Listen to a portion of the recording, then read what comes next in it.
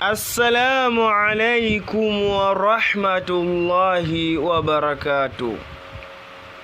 Ndugu yangu kipenzi, leo nitakushirikisha hadithi fupi ya mafunzo, hadithi itakayo kukumbusha thamani ya subira na namna Allah anavyowafungulia waja wake milango ya kheri pale wanapovumilia.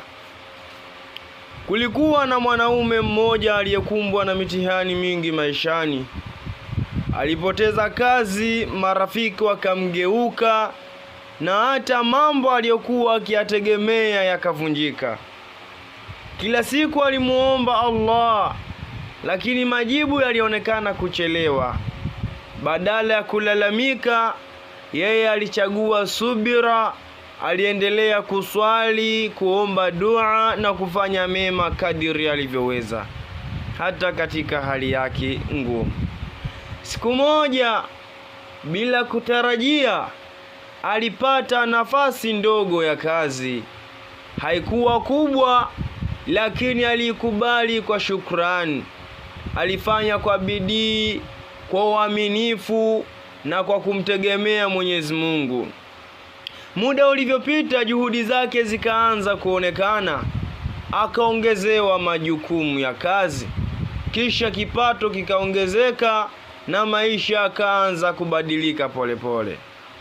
Alitambua jambo moja muhimu: kile alichodhani ni kuchelewa kilikuwa ni maandalizi.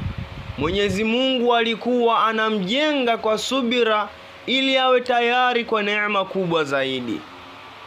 Ndugu yangu, subira haimaanishi kukaa bila kufanya kitu. La wallah, subira ni kuendelea kufanya yaliyo mema huku moyo ukiwa na matumaini kwa Mwenyezi Mungu. Mwenyezi Mungu anaposema inna Allaha ma'as sabirin, kuwa yuko pamoja na wenye subira, ni ahadi ya kweli. Kila subira ina malipo, hata kama macho yetu hayaoni haraka.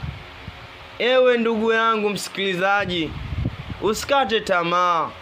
Endelea na subira, dua na juhudi. Milango ya kheri iko karibu kufunguliwa. Asante kwa kusikiliza. Usisahau kushare ili wengine wanufaike. Assalamu alaikum wa rahmatullahi wa barakatuh.